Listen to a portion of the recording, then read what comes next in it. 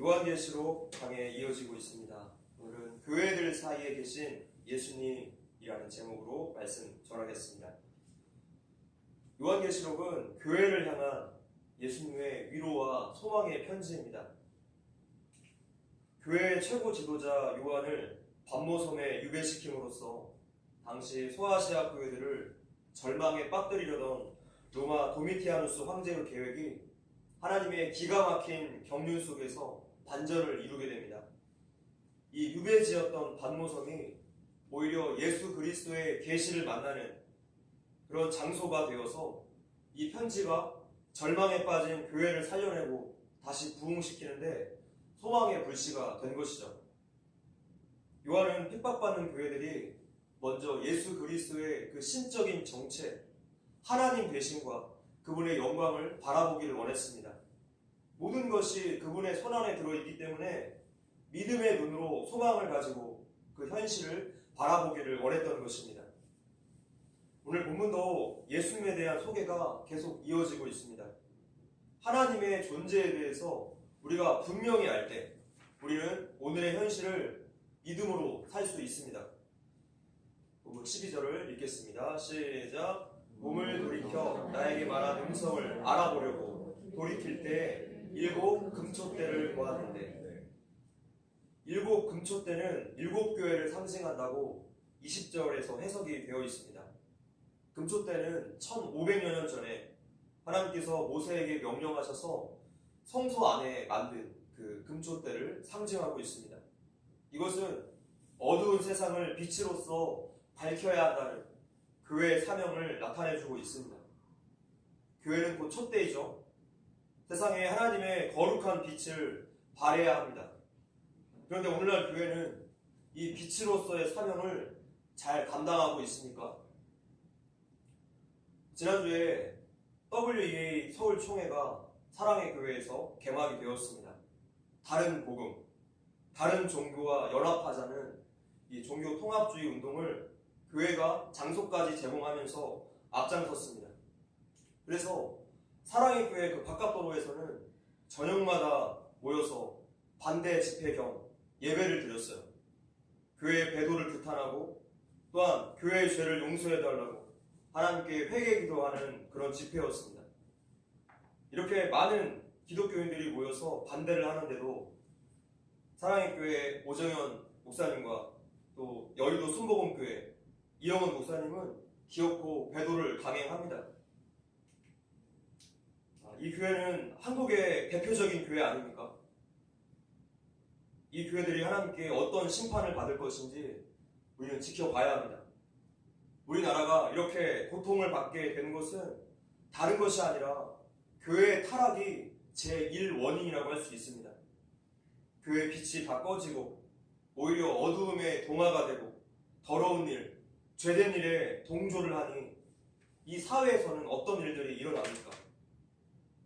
정부와 여당이 만삭의 아이를 낙태할 수 있는 법안을 통과시키고 또 시행하려고 합니다. 이런 정당과 정권을 지지하는 교회가 우리 한국에 너무나 많으니 현실에 나타나는 일들은 우리가 너무나 쉽게 예상이 가능하지 않습니까? 유럽처럼 생명 경시와 동성애가 이제 사회의 주류로 바뀌어 버리는 것이에요. 이 악한 일들에 성도들이 투표로서 동조를 한 것입니다. 지난주 목요일에 정권의 기조에 발맞춰 낙태약을 수입하려는 한 제약회사를 규탄하는 집회가 있었는데 저도 이곳에 참석했습니다. 낙태약은 생명을 죽이는 일이고 생명으로 돈을 버는 일이죠. 결국에 음란과 생명 경시를 더욱더 사회에 조장하게 됩니다. 또한 이름만 바꾸었죠. 성평등 가족부라는 이름으로 하나님의 뜻과 반대되는 온갖 악한 일들을 자행합니다. 우리나라가 마치 소돔과 고모라 성처럼 되어가고 있습니다. 미혹된 나머지 불의의 도구로 쓰임받고 있으면서도 이 사실을 전혀 모르는 교회는 이미 어두운 그 자체이고 그 결과는 하나님의 심판입니다. 교회는 교회다워야 합니다. 예수님의 거룩한 교회가 어떻게 죄와 불의와 타협할 수 있겠습니까? 에베소서 말씀에 한번 읽어볼게요. 시작. 너희가 전에는 어둠이더니 이제는 주 안에서 빛이라 빛의 자녀들처럼 행하라. 교회는 빛의 자녀들답게 행동하는 것이 마땅합니다. 우리의 일상이 예수 안에 있지 않고 세상 가운데 온통 빠져 있다며 성도로서 전혀 빛을 발하지 못할 것입니다. 그리스도인으로서 아무런 영향력도 없이 낯익은 소금이 되어 살아가게 될 것입니다. 사실은요, 예수님을 사랑하지 않기 때문입니다. 예수님을 사랑한다며 더 보고 싶고 더 만나고 싶고 그 사람이 좋아하는 일을 행하기 마련이에요. 그것이 사랑의 속성이죠. 그런데 그렇지 않다는 것은 사랑하지 않는다는 증거입니다. 다른 것을 더 사랑한다는 증거예요. 예수님을 가벼이 여긴다는 증거입니다. 성도 여러분, 예수님을 가장 사랑하십시오. 그분과의 교제를 게을리하지 마십시오. 나를 사랑하는 자들이 나의 사랑을 입으며 나를 간절히 찾는 자가 나를 만날 것이다 라고 말씀하셨습니다. 매일매일 힘써 하나님을 찾으십시오. 시대가 너무나 악합니다. 13절, 자, 시작.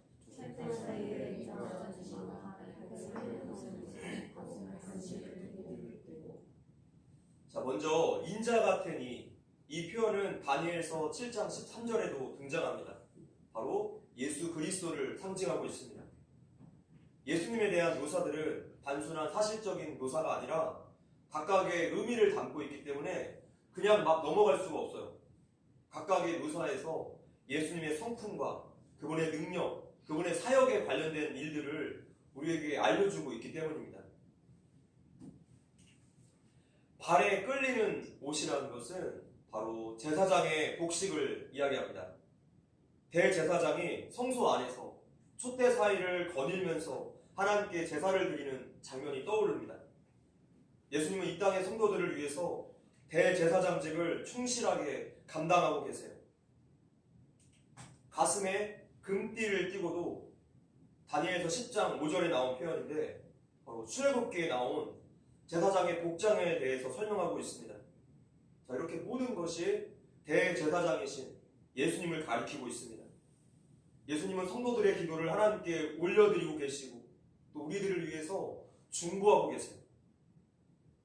성도들이 삶에서 만나는 모든 고통 때문에 고독감과 외로움을 경험하는 그 시간에도 우리 안에는 우리를 위해서 중보하시는 대제사장 예수님이 영원히 함께 계세요. 이 진리가 성도인 우리들에게 큰 위로와 소망이 되는 것이죠. 늘 우리와 함께 하시는 임마누엘 하나님. 할렐루야. 발에 끌리는 옷이라는 것은 제사장이 입었을 뿐만 아니라 또 왕이 입는 옷이었습니다. 우리의 왕은 로마 황제가 아니라 예수 그리스도시다 라는 이 고백이 그 당시 성도들에게 너무 중요했습니다. 왜냐하면 예수님은 몇 년 지나면 교체되는 그런 로마 황제 같은 분이 아니라 왕들을 통치하시는 영원한 왕이시기 때문에 예수님은 핍박받는 성도들에게 소망 그 자체이십니다. 이제 14절부터 예수님의 모습을 상징적으로 표현하고 있습니다. 불꽃 같은 눈, 또 단단한 주석 같은 발, 입에서는 좌우에 날선 검이 나오고 얼굴은 해와 같다고 표현합니다. 근데 이것이 정말 실제적인 모습이라면 예수님이 마치 마징가 제트, 로봇 태권브이를 연상시켜요. 이러한 표현들은 예수님의 신분과 성품과 사역을 설명하기 위한 상징이라는 것을 우리가 기억해야 하겠습니다. 14절 읽어볼게요. 시작. 그의 머리와 털의 희기가 흰 양털 같고 눈 같으며 그의 눈은 불꽃 같고. 예수님의 머리와 머리카락은 양털처럼 혹은 눈처럼 희다라고 표현을 하고 있는데 다니엘서 7장 9절에 따르면 옛적부터 항상 계신 이가 왕자의 좌정했는데 그의 머리털이 깨끗한 양털과 같다라고 말씀합니다. 옛적부터 항상 계신 이는 피조된 존재가 아니라는 뜻이겠죠. 바로 창조주 하나님이세요. 예수님의 신성, 예수님의 하나님 되심을 뜻하고 있습니다. 흰 머리는 연륜과 지혜를 뜻해요. 영원하신 하나님의 지혜입니다. 세상을 창조하시고 다스리시는 하나님의 지혜입니다. 눈과 같다는 것은 그의 거룩하심, 순결하심을 뜻합니다. 예수님은 거룩하심으로 세상과 교회를 다스리십니다. 그래서 거룩을 잃어버린 교회는 능력이 없어요. 그분은 죄를 절대로 용납하지 않으시는 거룩하신 하나님이시기 때문입니다. 사탄은 큰 교회를 두려워하는 것이 아니라 거룩한 교회를 두려워해요. 우리 성도들은 거룩해야 합니다. 죄와 피 흘리기까지 끊임없이 싸워야 돼요. 하나님의 군대는 뭐하는 존재입니까? 대적들과 끊임없이 싸우는 존재예요. 일상의 거룩을 향해서 몸부림치시고 이를 위해서 끊임없이 기도하십시오. 오늘 우리의 목표가 거룩에 있습니까? 15절. 자, 시작. 그의 발은 단련한 빛난 주석 같고 그의 음성은 많은 다시 한번 읽을게요. 시작. 그의 발은 풀무불에 단련한 빛난 주석 같고 그의 음성은 많은 물소리와 같으며. 자, 발이 재련된 주석 같다라는 표현은 예수님의 강하심과 고귀하심을 뜻해요. 다니엘서 10장 6절에서 빌려온 표현이고 계시록 12장과 19장에서는 이 강력한 발로 예수님께서 그 원수들을 짓밟을 것이다 라고 말씀하고 있습니다. 예수님께서 강력한 능력으로 원수를 짓밟으러 오실 때 그 심판이 너무나 무서울 것입니다. 예수님이 십자가에서 못 박히실 때 그 발은 어떻습니까? 피를 흘리는 발, 또 연약한 발이었지만 이제 심판주로 오실 때는 원수들을 짓밟는 권능과 능력의 발입니다. 세상의 모든 능력과 권세가 그 발 앞에 무릎 꿇게 될 것입니다. 그의 음성은 많은 물소리와 같으며. 자, 이것은 에스겔서 43장 2절에 나온 표현이에요. 아주 오래전에 트래블러라는 여행 프로그램이 있었는데 아르헨티나의 이과수 폭포를 배를 타고 체험하는 그런 장면이 나왔습니다. 그 엄청난 장관과 소리에 사람들이 넋을 잃고 바라봅니다. 소리와 위용 앞에 압도된 거예요. 폭포 가까이 가니까 대화가 힘들어요. 폭포 소리가 너무나 크기 때문에 다른 모든 소리를 다 집어삼킵니다. 바로 우리의 예수님의 음성이 그렇다는 것이죠. 예수님이 말씀하시며 다른 세상의 모든 소리는 의미를 잃게 됩니다. 주의 말씀은 진리이기 때문이고 그분의 말씀 앞에 거짓은 서지를 못합니다. 자, 이렇게 저항할 수 없는 권위와 능력이 바로 하나님의 음성이에요. 그 거대한 음성으로 하나님은 악인들을 심판하실 것이고 또한 우리 성도들의 귀를 사로잡기를 원하십니다. 하나님의 음성에 귀를 기울이는 사람은 세상 잡다한 소리들에 마음 빼앗기지 않을 수 있어요. 우리는 항상 하나님 말씀에 압도되어 살아야 합니다. 말씀만이 우리를 온전케 하고 다시 한번 이렇게 세워주세요. 그러니 성도는 말씀이 있는 자리를 늘 사모해야 하겠습니다. 16절입니다. 시작. 그의 오른손에 7별이 있고 그의 입에서 좌우에 날선검이 나오고 그 얼굴은 해가 힘있게 비치는 것 같더라. 그의 오른손에 7별이 있고 우리의 문화와 마찬가지로 히브리 문화에서 오른손은 능력과 권능을 의미하고 7별이 무엇입니까? 20절에 해석되어 있는 것처럼 7교회의 사자를 뜻합니다. 사자가 무엇입니까? 하늘의 천사를 뜻해요. 하늘의 천사. 그러니까 교회를 돌보고 지키는 하늘의 천사가 있다는 뜻이에요. 저는 그래서 모든 예배가 시작되기 전에 항상 기도해요. 하나님 천군 천사 보내주셔서 이곳에 진을 쳐 주십시오. 예배를 방해하는 모든 악한 세력들을 물리쳐 주시라고 그렇게 기도합니다. 기도가 충분히 준비되지 않은 예배는 예배 시간에 항상 뭔 일이 발생합니다. 각종 예상치 못한 방해물들이 생겨요. 말씀에 집중이 되지 않고 여러분들에게서 말씀이 튕겨나가는 그러한 느낌이 들어요. 하나님께 드리는 예배를 온전히 드릴 수 있도록 지켜주시라고 반드시 기도로서 주의를 준비해 주시기를 부탁드립니다. 그의 입에서 좌우에 날선 검이 나오고, 검은 하나님의 말씀이죠. 하나님의 말씀은 말씀 그대로 현실이고 진리입니다. 하나님은 말씀으로 우주 만물을 창조하셨고 말씀으로 모든 것을 성취해 나가세요. 하나님의 말씀에는 불가항력적인 심판의 능력이 있고 말씀하신 그대로 이 땅을 심판하실 것입니다. 또한 하나님께서 말씀하시며 광야에서 샘이 솟아오르고 마른 뼈들이 살아납니다. 지금 이러한 하나님의 말씀이 이 시간 우리들에게 떨어지고 있는 거예요. 믿고 받는 자는 살아납니다. 할렐루야. 히브리서 4장 12절 말씀에 다시 시작. 하나님의 말씀은 살아있고 활력이 있어 좌우에 날선 어떤 것보다 예리하여 혼과 영과 및 관절과 골수를 찔러 쪼개기까지 하며 또 마음의 생각과 뜻을 판단하나니. 아멘. 하나님의 말씀은 성도들의 생명입니다. 할렐루야. 또한 말씀은 영적인 무기이죠. 우리가 말씀을 듣고 묵상하는 이 시간에 우리가 무기를 장전하는 거예요. 모든 성도들은 마귀의 각양각색의 공격에 대응할 수 있는 아주 구체적인 말씀의 검들을 준비하고 계셔야 돼요. 말씀으로 어두운 생각, 죄된 생각들을 물리칠 수 있어야 합니다.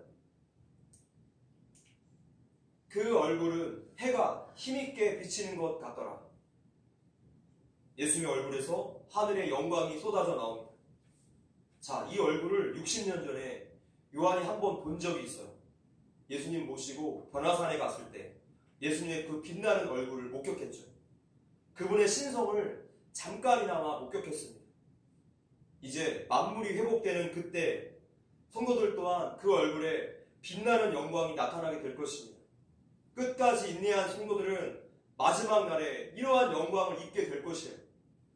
마태복음 말씀, 자, 시작. 그때 의인들은 자기 아버지 나라에서 해와 같이 빛나리라. 귀에 있는 자는 들으라. 모세가 40일 동안 시내산에서 하나님과 교제를 했더니 얼굴에서 광채가 났습니다. 하나님과 오래오래 교제하는 사람은 얼굴에서 빛이 나는 거예요. 하나님께 은혜 받은 얼굴은 달라도 확실히 다릅니다. 그런 얼굴들이 되시기를 축원합니다. 계시록 1장 17절, 자, 시작. 내가 볼 때 그의 발 앞에 엎드러져 죽은 자같이 되매 그의 오른손을 내게 얹고 이르시되 두려워하지 말라. 나는 처음이요 마지막이요. 내가 볼 때 그의 발 앞에 엎드러져 죽은 자같이 되매. 요한이 영광스러운 예수님의 얼굴을 보니 감당을 할 수가 없어서 마치 죽은 자처럼 엎드려졌습니다. 요한은 어떤 사람입니까? 예수님과 개인적인 친분이 있는 사람이었어요. 자칭 예수님이 가장 사랑하는 제자였고 최후의 만찬 때에도 예수님께 이렇게 떡하니 기대어서 앉은 그런 넉살 좋은 사람이었어요. 아주 가까운 사람이었죠. 그런데 60년이 지나고 나니 다시 만난 예수님은 도저히 감당할 수가 없는 위엄과 영광이 있는 분이셨어요. 예수님은 공생의 때와는 다르게 그분의 신성, 하나님 되심을 정면으로 드러내신 거예요. 요한이 그 자리에서 꼬부라집니다. 오늘날에도 많은 좌경화된 신학을 하는 사람들이 요한이 편하게 기댔던 인간 예수님만 강조해요. 인성만 볼 뿐 그분의 신성을 믿지 않습니다. 4대 성자 중에 한 사람, 이렇게 보는 거예요. 그래서 설교에는 윤리와 도덕만을 강조하는 거죠. 철저하게 인본주의, 자유주의 신학입니다. 그러나 왜곡된 복음은 더 이상 복음이 아닙니다. 다른 복음은 없습니다. 오직 예수님만이 하나님이세요. 예수님을 직접 본 요한이 이러한 진리를 정면으로 목격한 거예요. 출애굽기 33장 20절 말씀에 하나님을 보고 살 사람이 없음이라 라고 말씀했습니다. 죄를 가진 인간이 거룩하신 하나님 앞에 서면 모두 다 이렇게 됩니다. 하나님과 직접 대면한 모세의 그 얼굴 광채만 보아도 이스라엘 백성들이 죽을 것 같았습니다. 이사야 선지자도 하나님을 대면하고 나서 화로 다 나여 망하게 되었도다 이렇게 고백하죠. 또한 자신의 높은 의를 내세워서 그리스도인들을 핍박하던 사도 바울도 다메섹 도상에서 예수님을 처음 만났을 때 그 앞에서 죽은 자처럼 꼬꾸라졌습니다. 성도 여러분, 우리는 하나님을 두려워할 줄 알아야 합니다. 그분이 싫어하시는 죄를 무서워할 줄 알아야 돼요. 그런데 사람들은 죄를 무서워하지 않습니다. 그냥 안 걸리면 된다. 또는 우리가 처벌을 받지 않는 양심과 관련된 일들은 죄를 지어도 괜찮아, 이렇게 생각을 해요. 벌은 무서워하면서도 죄는 무서워하지 않습니다. 그러나 우리 성도들은 벌 받는 것이 큰일이 아니라 예수님께서 싫어하시는 죄를 짓는 게 더 큰일이에요. 죄는 하나님과 우리 사이를 갈라놓습니다. 그 사이를 멀어지게 만들어요. 성도 여러분, 하나님을 두려워하십시오. 우리가 하나님 앞에 보일 반응은 납작 엎드리는 것밖에 없습니다. 주님의 영광에 압도되며 세상의 영광에 압도되지 않습니다. 우리 주님께 사로잡히며 세상 영광에 관심이 없어져요. 그가 오른손을 내게 얹고 이르시되 두려워하지 말라. 나는 처음이요 마지막이니. 예수님은 처음과 나중 되시는 분이시기 때문에 생사화복도, 생명도 그분의 손 안에 달려 있습니다. 죽음조차도 예수님께 복속되어 있었기 때문에 요한 사도에게 두려워하지 말라라고 말씀하시는 거예요. 나는 처음이요 마지막이다. 나는 알파요 오메가이다. 모든 것을 내가 시작했으니 내가 끝내겠다. 라고 요한과 교회를 위로하고 계십니다. 18절에 자 시작. 곧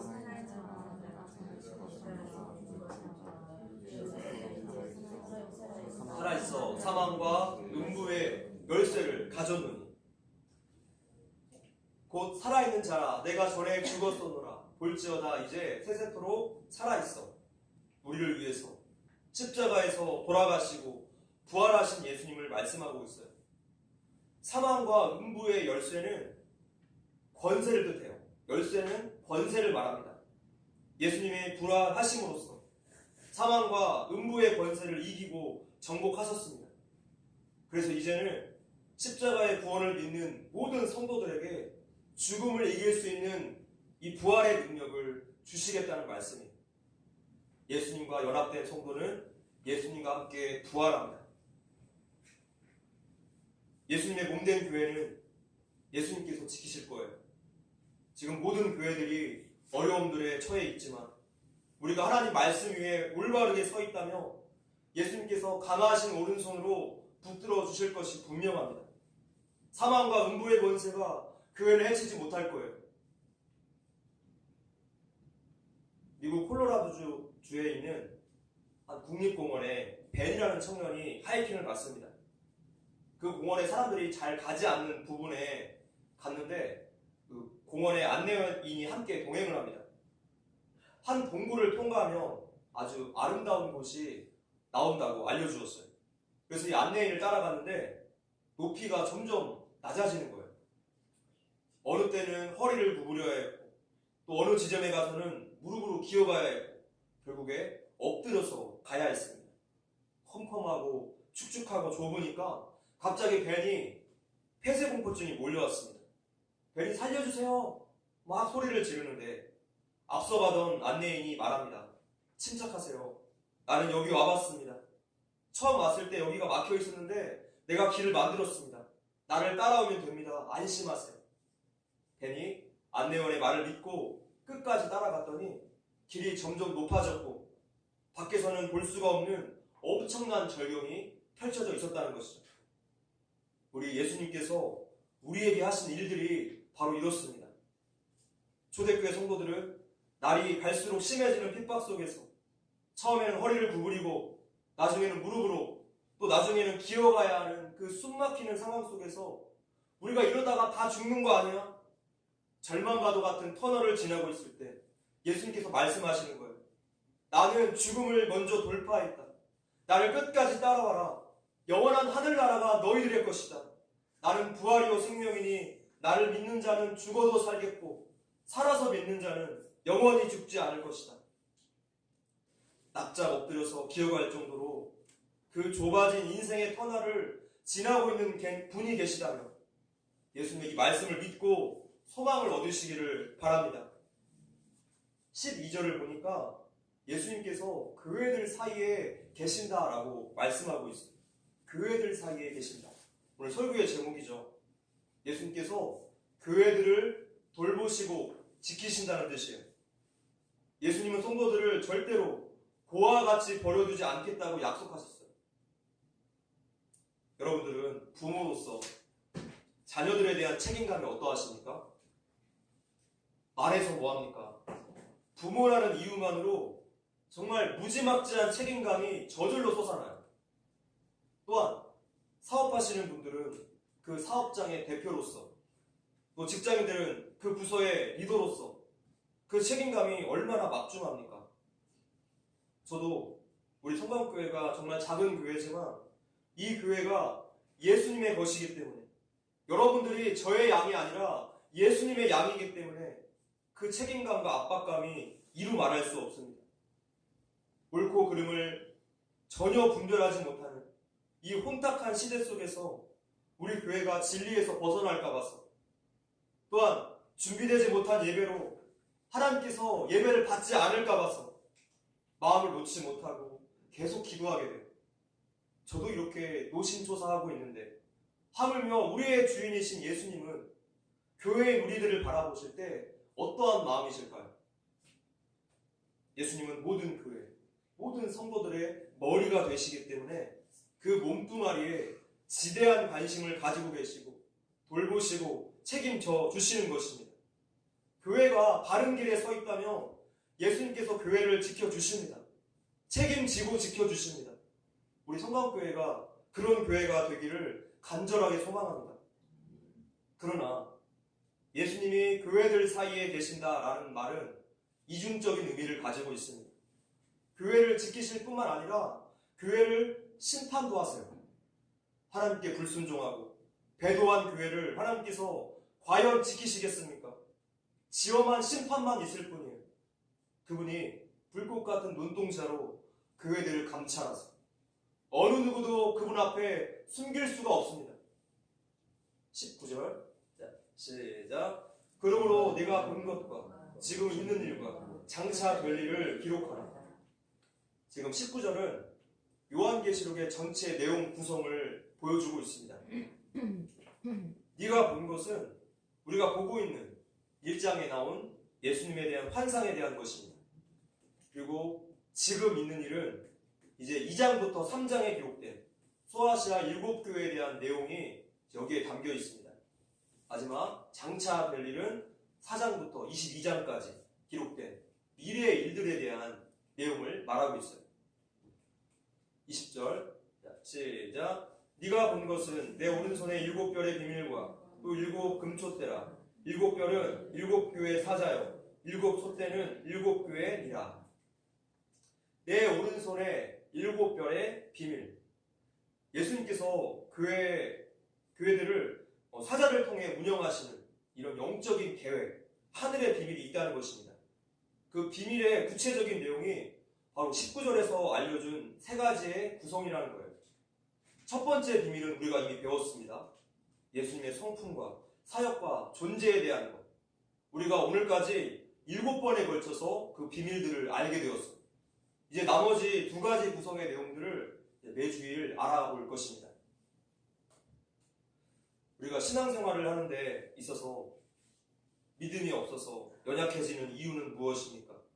자꾸만 세상 일에 집중하기 때문입니다. 신앙의 길만을 선택했다가는 손해나고 될 것 같기 때문에 어느덧 세상과 타협을 하기 시작해요. 그렇다면 나에게는 지금 예수님보다 세상이 더 영향력이 크다는 소리예요. 예수님께서 우리에게 질문하실 것입니다. 누가 더 강한 것 같으냐? 세상이 나를 심판하겠느냐? 내가 세상을 심판하겠느냐? 이 질문에 대해서 우리가 대답을 해야 돼요. 그것도 내 삶으로서 그 대답을 해야 합니다. 우리의 신앙은 피상적이지 않습니다. 종교 철학에서 말하는 것처럼 불안한 인간들에게 어떤 안정감을 주기 위해서 고안해낸 것이 아니에요. 예수 그리스도라는 실체가 있고 그분을 정확하게 믿는 것이 바로 신앙이죠. 신앙은 자기 확신이나 마인드 컨트롤 같은 것이 절대로 아닙니다. 우리가 어떤 믿을 만한 것이 필요해서 믿는 것이 아니라 믿을 수밖에 없는 절대적인 분이 계시기 때문에 우리가 믿게 되는 것이죠. 할렐루야. 그래서 예수를 온전히 믿는 믿음은 세상을 이깁니다. 절망 가운데서도 다시 한번 소망을 발견해요. 그것은 우리 예수님이 살아 계시기 때문이죠. 할렐루야. 연약한 우리들은 그래서 하나님의 영광과 능력을 자주 묵상해야만 할 것입니다. 말씀을 맺겠습니다. 히브리서 말씀에 읽어볼게요. 시작. 그러므로 함께 하늘의 부르심을 받은 거룩한 형제들아, 우리가 믿는 도리의 사도이시며 대제사장이신 예수를 깊이 생각하라. 아멘. 예수를 깊이 생각하며 예수님의 영광을 보며 또한 우리들의 결말을 알며 현재의 일들이 무서워져요. 영화의 결말을 아는 사람은 현재 장면이 시시해집니다. 예수님 때문에 세계관이 달라지며 종말론적인 신앙관으로 살아갈 수밖에 없는 것이죠. 성도 여러분, 예수를 바라보십시오. 예수를 깊이 생각하십시오. 예수를 깊이 바라보지 않고 세상 바라보며 100% 시험 들 수밖에 없습니다. 예수를 깊이 생각하는 것, 이것이 광야에 들어선 우리 인생의 해답인 줄 믿습니다.